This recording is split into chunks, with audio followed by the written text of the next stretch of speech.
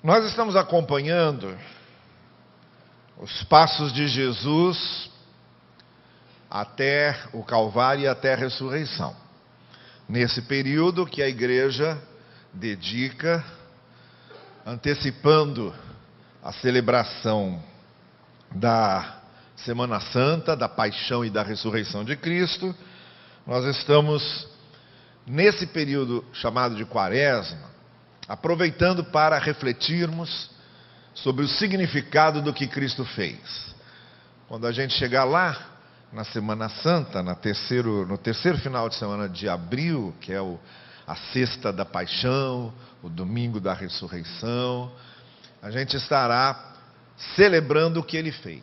Mas o que significa o que ele fez? Qual é o sentido de tudo aquilo que aconteceu com ele? E para que a coisa fique bem clara na nossa cabeça, nós estamos acompanhando os seus passos em toda a chamada última semana, os últimos momentos de Jesus, e nos chamados relatos pascais. Os relatos do Evangelho, os relatos pascais, são justamente os relatos que se circunscrevem em torno do sacrifício, da paixão, da morte e da ressurreição de Jesus. Eles começam, na verdade, no texto que nós vamos ler hoje, que é o texto em que Jesus se senta com os discípulos para celebrar a Páscoa e dá um novo sentido àquilo. Mas a gente já viu anteriormente, nas semanas passadas, alguns textos que antecedem isso. O texto em que Jesus Cristo anuncia aos seus discípulos que está indo a Jerusalém para ser morto e para ressuscitar. O texto em que, na casa de Simão, fariseu Simão, uma mulher unge o corpo de Jesus e ele também anuncia ali a sua morte. Lá ele já estava bem perto de Jerusalém, ele estava em Betânia, já quase chegando em Jerusalém. Agora, no texto que nós vamos ler, no Evangelho de Marcos, capítulo 14, Jesus já está em Jerusalém e está no cenáculo com os seus discípulos. E eles vão celebrar a Páscoa, ou a Pessar. Pessar, ou Páscoa, na língua judaica, significa passagem. É uma festa que os judeus sempre celebravam e celebram ainda hoje, para comemorar a libertação do Egito. Depois de 400 anos em que foram escravos no Egito, Moisés os libertou. Eu sei que a grande maioria aqui conhece a história. E aí conduz o povo até a terra prometida, que seria a terra que eles habitariam. Na noite de 14 do mês de Nisan, mês judaico, os judeus foram libertados, os hebreus foram libertados da escravidão. E essa noite se torna a noite do Pessar, a noite da passagem. Eles estavam passando da escravidão para a liberdade, passando de um lugar onde eles não eram povo, não eram nação, não tinham terra, para um lugar onde eles teriam uma terra, seriam uma nação. E em todos esses tempos, quando uma família judia se reúne para celebrar a Páscoa, matando e assando um cordeiro, comendo os pães sem fermento, que lembram da pressa com que eles saíram naquela noite, quando foram libertados, comendo as ervas amargas, para que eles se lembrassem do tempo do cativeiro, do tempo da escravidão, e principalmente repartindo o cordeiro. Naquela noite, o Senhor estava já deixando claro para eles que alguém, no caso, cada cordeiro daquele que foi morto, já estava apontando para um Salvador que morreria para também nos libertar. Quando João Batista avistou Jesus, ele disse: eis o Cordeiro de Deus que tira o pecado do mundo. João Batista estava se referindo ao Cordeiro Pascal. E aí, Jesus então reúne os seus discípulos naquela noite de Páscoa, e que era a véspera do dia em que ele seria preso, na noite mesmo em que ele seria traído. No dia seguinte ele estaria diante de Herodes, depois diante de Pilatos, e dali seria condenado à crucificação. Ele se reúne com seus discípulos para comemorar a Páscoa com eles. E se dá então o que nós vamos ler aqui. A partir do verso 12, o texto diz assim: no primeiro dia da Páscoa, ou da festa dos pães sem fermento, quando se costumava sacrificar o cordeiro pascal, os discípulos de Jesus lhe perguntaram: aonde queres que vamos e te preparemos a refeição da Páscoa? Então, ele enviou 2 de seus discípulos, dizendo-lhes: olha, entrem na cidade, e um homem carregando um pote de água virá ao encontro de vocês. Vocês vão segui-lo. Digam ao dono da casa em que ele entrar: o mestre pergunta, onde é o meu salão de hóspedes, no qual poderei comer a Páscoa com os meus discípulos, e ele lhes mostrará uma ampla sala no andar superior, mobiliada e pronta. Façam ali os preparativos para nós. Os discípulos se retiraram, entraram em Jerusalém, na cidade, e encontraram tudo como Jesus lhes tinha dito, e prepararam a Páscoa. Prestem bem atenção nisso. E encontraram tudo como Jesus lhes tinha dito. Ao anoitecer, Jesus chegou com os 12, e quando estavam comendo, reclinados à mesa, Jesus disse: digo-lhes que certamente um de vocês me trairá, alguém que está comendo comigo. Eles ficaram tristes e um por um lhe disseram: com certeza não sou eu. Afirmou Jesus: é um dos 12, alguém que come comigo do mesmo prato. O Filho do Homem vai, como está escrito a seu respeito, mas ai daquele que trai o Filho do Homem. Melhor lhe seria não haver nascido. Essa é a segunda coisa que eu quero que você preste atenção. Um de vocês, diz Jesus, me trairá essa noite.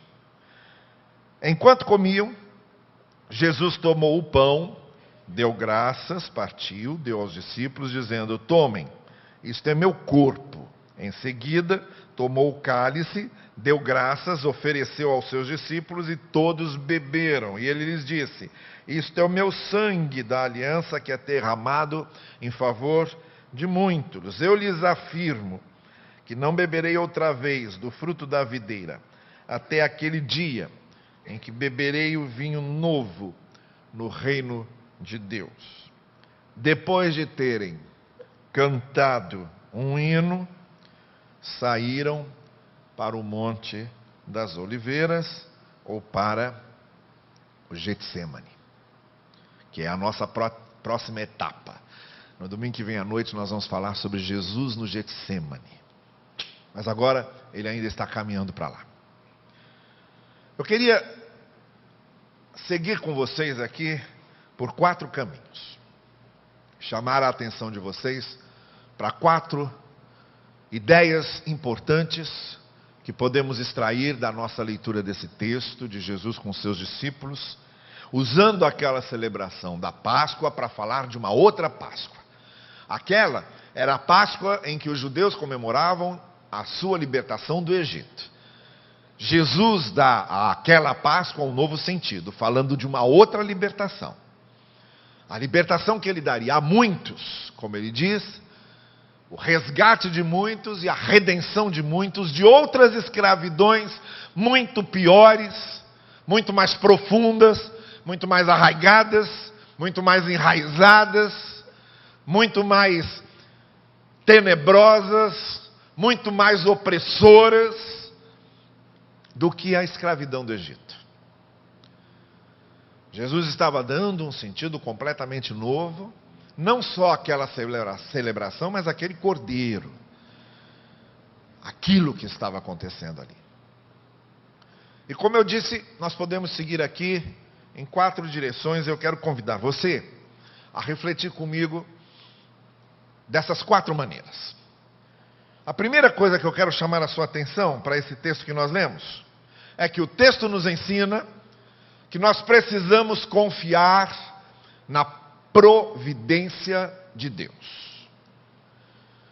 Vocês se lembram que logo na primeira parte do texto, Jesus diz aos seus discípulos: olha, vocês vão procurar um homem, ele vai levar vocês até uma casa. Quando vocês chegarem lá, vocês vão perguntar onde é a sala que o mestre precisa. E ele vai mostrar a vocês uma sala que estará toda pronta. É só a gente entrar. Jesus diz aos seus discípulos para verem o que ele havia preparado antes. O que ele havia mandado preparar antes. Ele não estava aqui fazendo um exercício de adivinhação. E nem aqui estava fazendo uma espécie de captação mental de algo que ele não estava vendo, não. Ele estava simplesmente colocando-os a par de tudo que ele havia preparado antes.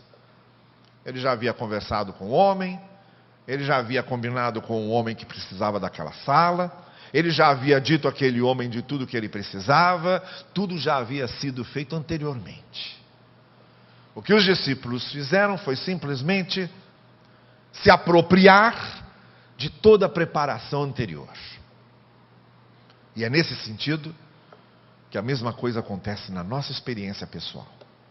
Nós temos um Deus, nós temos um Senhor, nós temos aquele que vai na frente, aquele que prepara tudo, aquele que arruma a sala, aquele que abre os horizontes, aquele que abre os caminhos, aquele que aponta o melhor lugar a seguir, que indica a melhor direção a tomarmos. Nós temos um Deus que é um Deus de providência. O Senhor Jesus, no outro contexto, havia dito aos seus discípulos uma coisa que precisamos nos lembrar aqui para entender bem dessa providência. Quando ele diz assim: olha, vocês não devem ficar ansiosos. Ansioso é muito mais que preocupado. Ansioso é não conseguir dormir, ansioso é viver atemorizado, ansioso é viver com medo, ansioso é temer tudo. Ele diz: olha, vocês não precisam viver ansiosos por causa do que vão comer e nem por causa do que vão vestir, porque os pássaros são alimentados por Deus e os lírios são vestidos por Deus. Naquilo que for essencial e fundamental para a vida de vocês, Deus providencia. O que significa, por outro lado, que há certas trivialidades, há certas outras preocupações nossas supérfluas, que podemos até achar que seja importante para nós, mas ouçam o que eu estou dizendo essa noite: a confiança na providência de Deus não é confiar que Ele vai fazer o que queremos que Ele faça. A confiança na providência de Deus é quando descansamos na certeza de que aquilo que Ele sabe que é essencial para a nossa vida, isso não faltará. O nosso problema é que às vezes a gente se preocupa e acha que é importante outras coisas que não são importantes. Quando o Salmo 23 diz: o Senhor é o meu pastor e... como é que falta tanta coisa para tanta gente? Se o Senhor é nosso pastor e nada nos falta, como é que falta tanta coisa aos nossos olhos para nós mesmos? É por isso. Porque o Salmo está dizendo que nada nos faltará naquilo que os nossos olhos acham que não deve faltar. O que o Salmo está dizendo é que quando o pastor olha, de acordo com o olhar do pastor, do que ele sabe que não pode nos faltar, isso não nos falta. Então, confiar na providência de Deus não é esperar que o pastor não nos deixe faltar aquilo que nós achamos que não deve faltar. Confiar na providência de Deus é saber que esse pastor que nos conduz pela mão e nos leva por esse caminho, ele sabe o que não pode nos faltar e ele não deixará faltar o que ele sabe que não pode. Nós vivemos em tempos de muita insegurança, sabe? A gente vive receoso com um monte de coisas. Devemos fazer a nossa parte, devemos sempre fazer a nossa parte, com muita lucidez, fazendo o que está ao nosso alcance, fazendo o que está ao alcance das nossas mãos, dentro das nossas responsabilidades mais sérias, para o nosso sustento, para o sustento das nossas famílias. Devemos ser muito lúcidos, equilibrados na administração das nossas finanças. Devemos ser muito lúcidos e equilibrados no planejamento das nossas finanças. Mas o que a Bíblia diz é que, se fazemos a nossa parte, e mesmo assim, acontecer algo que está fora do nosso alcance, uma coisa a gente pode ter certeza: aquilo que Ele sabe que é essencial para a gente, isso não falta. Vamos confiar na providência de Deus e continuar lutando. Vamos continuar lutando e confiar na providência de Deus. As duas coisas são como duas asas de um pássaro para ele voar. Fazermos o que é preciso fazer e confiarmos na providência de Deus são duas asas que devem bater juntas para que a gente possa alçar voo. É isso que nós aprendemos na primeira parte desse texto. O quarto está mobiliado. O Senhor sabia o que precisavam. O Senhor preparou tudo. A segunda coisa para a qual eu quero chamar a sua atenção é que nós precisamos distinguir a diferença abissal que existe entre estar com Jesus e ser de Jesus. Há uma diferença enorme entre essas duas coisas. E isso a gente vê no momento em que Jesus olha para os 12 e diz para ele: olha, um de vocês vai me negar, vai me trair. E eu serei morto por causa dessa traição e serei preso por causa dela. E o texto diz que eles começaram a trocar olhares entre eles, desconfiados e temerosos. Quem de nós terá a coragem de fazer isso? Os episódios dessa ceia são narrados de maneiras diferentes em cada evangelho, muito especialmente no evangelho de João. As diferenças são bem grandes na questão dos detalhes. E lá o Senhor Jesus mostra quem é o traidor, diz quem é, tenta inclusive resgatá-lo antes que ele saia. Mas o que nos importa nessas narrativas é o seguinte: os 12 estavam com Jesus naquela noite, mas nem todos dos 12 eram de Jesus. Essa diferença é preciso ser notada com muito cuidado. Estar com Jesus não significa ser dele. Ver Jesus andando e fazendo a sua obra não significa ser dele. Observar e testemunhar os milagres e os prodígios de Jesus não significa ser dele. Ouvir o que Jesus ensina e maravilhar-se com o que ele está dizendo não significa ser dele. Dormir e acordar com Jesus não significa ser dele. Comer junto com Jesus todos os dias não significa ser dele.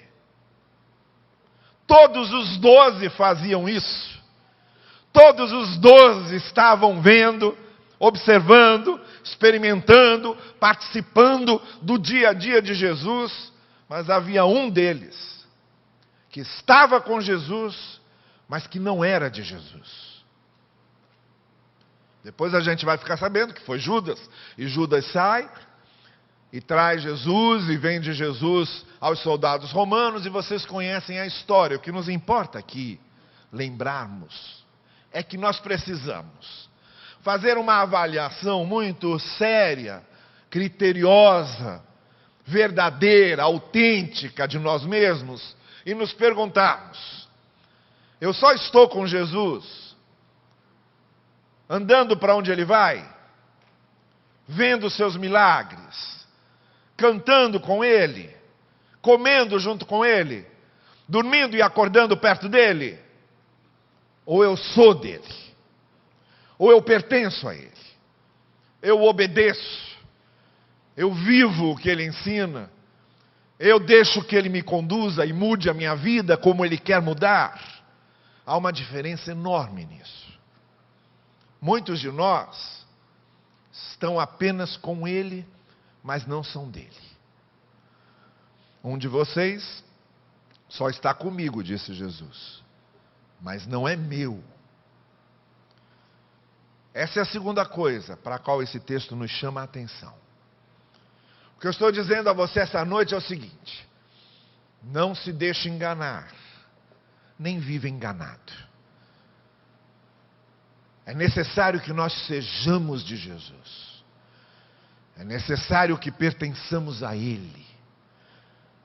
Não basta apenas fazer parte de uma instituição religiosa, de uma igreja institucional. Não basta ter sido batizado. Não basta participar da mesa com Ele. Não basta dividir o mesmo prato com Ele. É necessário que Ele habite em nós. Não basta estar com Jesus. É necessário que Ele esteja em nós. Que Ele mude a nossa vida. Que Ele redirecione nossas ideias. Que Ele clareie nosso olhar. Que Ele mude nossos caminhos. Não se contente em apenas estar com Jesus. Eu estou convidando você essa noite, não só a crer na providência de Deus e a confiar nesse Senhor que vai conduzindo a sua vida, mas também, em segundo lugar, eu estou convidando você essa noite a não estar só com Jesus, mas a ser dele e a deixar que Ele esteja em você, e isso vai fazer toda a diferença. A terceira coisa para a qual esse texto chama a nossa atenção é que nós precisamos entender que Cristo se envolveu por inteiro para a nossa redenção e para a nossa salvação. E aí, Ele então, diz o texto, pegou o pão: isso aqui é meu corpo, vai ser dado a vocês. Depois pegou o cálice e disse: isso aqui é meu sangue, vai ser derramado por vocês.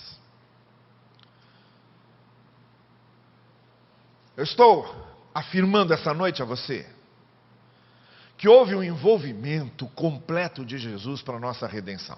E com isso eu estou afirmando outras coisas. Estou afirmando, em primeiro lugar, que Jesus não foi o fundador de uma religião.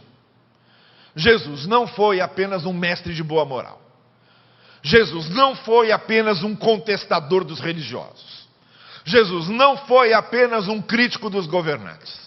Jesus não foi apenas alguém com um discurso interessante. Jesus não foi apenas alguém que vinha reformar uma tradição e um credo.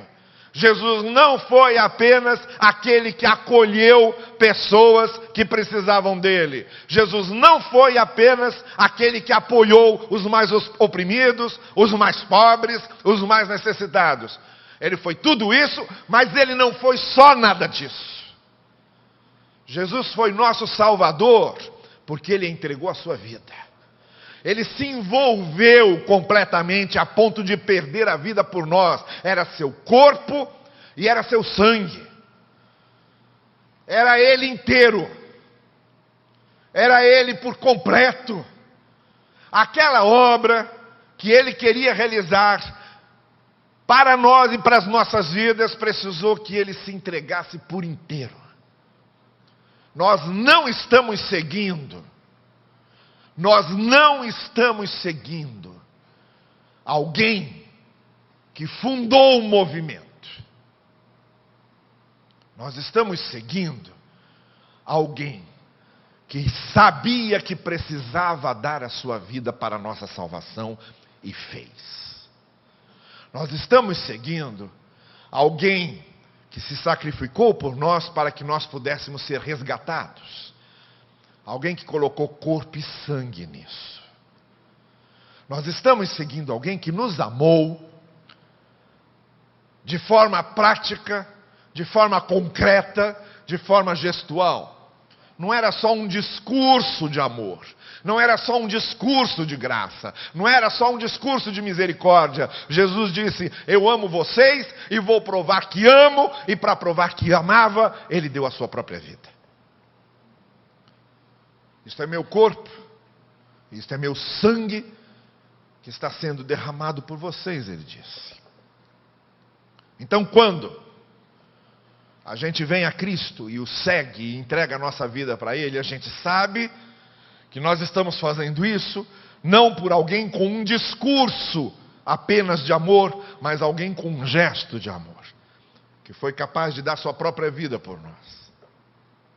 Essa noite, eu não quero convidar só você a confiar na providência de Deus, e nem quero convidar só você a ser de Jesus e não apenas estar com Ele, mas eu também quero convidar você a se entregar a esse que deu a sua própria vida por você e a confiar nessa redenção e nesse resgate que Ele veio operar. E em quarto lugar, e eu disse que íamos caminhar em 4 momentos aqui. Em quarto lugar, esse texto nos mostra que é preciso e que precisamos estar prontos para enfrentar os nossos Getsêmanes, os nossos jardins da oliveira, os Getsêmanes da vida, mas com o olho e com a esperança, com o olhar esperançoso e com o coração na esperança que ninguém pode derrubar. O texto diz que depois que eles encerraram, Jesus disse a ele: olha, eu não vou estar mais com vocês a partir de agora. E realmente não estaria. A partir dali ele seria traído, seria morto, ressuscitaria e já não estaria mais com eles. Mas ele disse: tenham esperança, porque eu continuarei conduzindo vocês para aquele dia em que nós vamos sentar todos na mesma mesa e vocês vão partilhar comigo de tudo que será resultado disso que eu estou fazendo. E aí o texto diz que eles saíram para o Jardim das Oliveiras, ou para o Getsêmani. Era o lugar onde Jesus foi orar com seus discípulos, o lugar onde os soldados romanos chegaram, o lugar onde ele foi preso, e dali ele seguiu para a morte. Meu irmão e minha irmã, a vida é esse enfrentamento contínuo dos nossos Getsêmanes. Nós estamos em cada fase da nossa vida, em cada período da nossa vida, em cada momento da nossa vida. Estamos encarando os jardins, os montes das oliveiras, os Getsêmanes pessoais, o lugar onde a gente pode sofrer, o lugar onde a gente pode lidar com dificuldades, o lugar onde a gente pode ser abandonado, o lugar onde a gente pode ser traído, o lugar onde a gente pode ser negado, o lugar onde a gente pode ser enganado, o lugar onde a gente pode ter dores, o lugar em que a gente vai encontrar doença, o lugar em que a gente vai encontrar aflições na vida, o lugar em que a gente vai encontrar lutas e batalhas na vida, são os nossos Getsêmanes. Ninguém está livre disso. Todos nós somos obrigados, se estamos vivos, a passar por Getsêmanes, a passar por momentos difíceis, a passar por momentos de tormenta, a passar por tempestades, a atravessar desertos, são os nossos Getsêmanes essenciais e particulares. Mas uma coisa Jesus está dizendo aos seus discípulos: olha, a gente vai sair para o Monte das Oliveiras agora. Nós vamos para o meu Getsêmane, vocês vão ser separados de mim e tudo vai mudar. Mas não percam a esperança. Um dia nós vamos juntos participar da minha mesa de novo.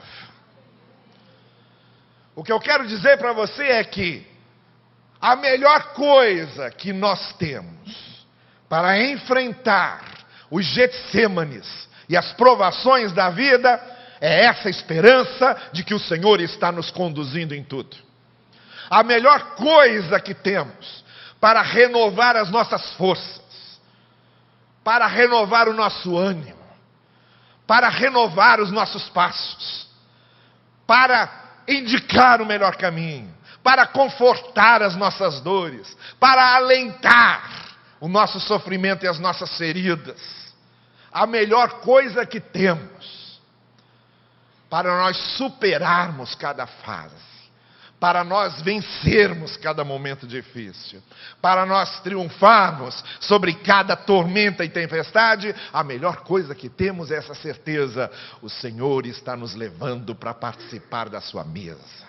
O Senhor está nos levando para nós superarmos. O Senhor está nos tornando maiores do que no momento anterior. O Senhor está fazendo com que a gente cresça. E o mais importante, nós podemos passar por qualquer Getsêmane e por qualquer Jardim das Oliveiras, mas jamais passaremos sozinhos, porque Ele está conosco. Não quero trazer aqui uma mensagem de falsa esperança. Não quero dizer para você que o fato de você crer, que o fato de você confiar na providência de Deus, que o fato de você ser de Cristo, e que o fato de você saber que Cristo se deu inteiro para você, nada disso impede você de ter que passar momentos difíceis na vida. A fé não é uma blindagem. A fé não é um carro blindado, onde a gente está protegido de passar qualquer coisa difícil. Não. Não é assim que acontece. Quem diz isso é mentira. E quem diz isso está vendendo ilusões. Nós temos sim Getsêmanes que precisamos atravessar. Mas pode ter certeza, nós temos um Senhor que é maior que qualquer Getsêmane. Nós temos um Deus que é maior que qualquer Jardim das Oliveiras. Nós temos um Deus que é maior que qualquer sofrimento. Nós temos um Deus que é maior que qualquer dor. Nós temos um Deus que é maior que qualquer ferida. E Ele está conosco e Ele nos acompanha. Então veja, o texto nos mostra essas 4 coisas. E essa noite eu quero convidar você para ter essas 4 experiências. Se há alguém aqui hoje que está temeroso, está ansioso, está com medo, eu estou convidando você a confiar na providência de Deus. Deus prepara tudo antes. E Ele sabe o que é essencial para a gente, o que não pode faltar. A segunda coisa que eu quero convidar você essa noite é não só estar com Jesus, mas a ser dele. Não basta uma ligação institucional. Não basta ter sido batizado lá quando criança. Não basta pertencer a uma igreja. Não basta. É preciso ser dele. A nossa experiência é para seguir a ele. A terceira coisa que eu quero convidar você essa noite é para que você entenda que Cristo deu a vida inteira, deu tudo por você. E essa noite, Ele quer que você responda isso, confiando nele, crendo nele, vindo a Ele. A quarta coisa que eu quero convidar você essa noite é para buscar no Senhor, o seu conforto, o seu alento e a sua presença para atravessar seus Getsêmanes, para atravessar seus momentos difíceis. Essa noite, eu quero convidar você, enquanto nós estamos ouvindo o que vai ser cantado aqui. Se qualquer uma dessas coisas você quer experimentar essa noite, saia do seu lugar, venha aqui à frente e nós vamos orar juntos. Enquanto nós estamos cantando, se você essa noite está dizendo sim, é isso que eu quero, saia do seu lugar, venha aqui à frente, fique aqui. E eu quero orar por você, é só você se levantar e vir. E fique aqui à frente para nós orarmos juntos. Enquanto nós cantamos, você que está na galeria pode descer ali pela escada. Você que está aqui embaixo pode se levantar e vir. Diga essa noite sim, é isso que eu quero. Diga essa noite, é esse Senhor que eu quero. Diga essa noite, eu preciso dessa esperança. Diga essa noite, eu preciso desse conforto. Diga ao Senhor, eu preciso dessa transformação. Saia e venha aqui. Venha aqui, junte-se a esses. É só se levantar e vir, enquanto nós estamos cantando. E nós vamos orar por você agora.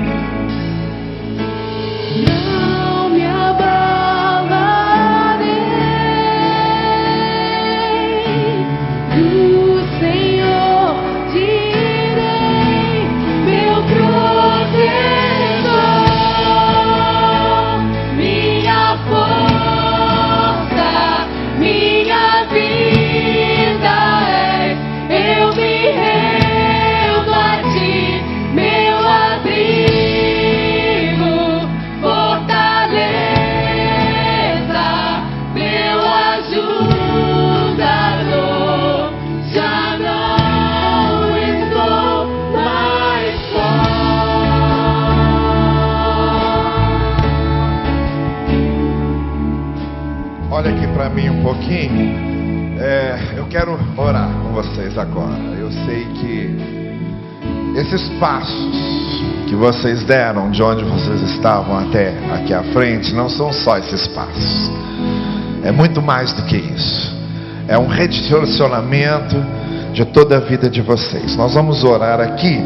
E depois essas pessoas que estão aqui perto de vocês, ainda está chegando aqui mais gente, essas pessoas que estão com vocês aqui vão acompanhar vocês até aqui atrás, onde vocês vão receber gratuitamente para levar para casa uma literatura para lerem mais a respeito de tudo isso que a gente falou. E o que a gente quer principalmente é que vocês confiem que esse primeiro passo é um passo decisivo, tá? Tá vindo, pode chegar aqui perto. E que esse passo é um passo decisivo, contanto que vocês segurem na mão daquele que nos leva. Tudo pode ser diferente, contanto que vocês segurem na mão daquele que nos leva. Curva sua cabeça comigo e vamos orar. Deus querido, confirma o que cada coração aqui essa noite, aberto e receptivo à tua palavra, está agora colocando diante de ti. Cada um destes que aqui está, tu conheces o nome, a história, o interior, o coração, a mente. Tu conheces profundamente cada um. E o que nós pedimos é que aquilo que tu mostraste em tua palavra possa de fato se tornar uma realidade na vida de cada um. Dá a cada um deles a experiência de fé e confiança mais concreta que eles podem ter agora em Ti. E a revelação da Tua graça, do Teu amor e da Tua misericórdia. É o que nós pedimos no precioso nome daquele que veio dar a sua vida por nós.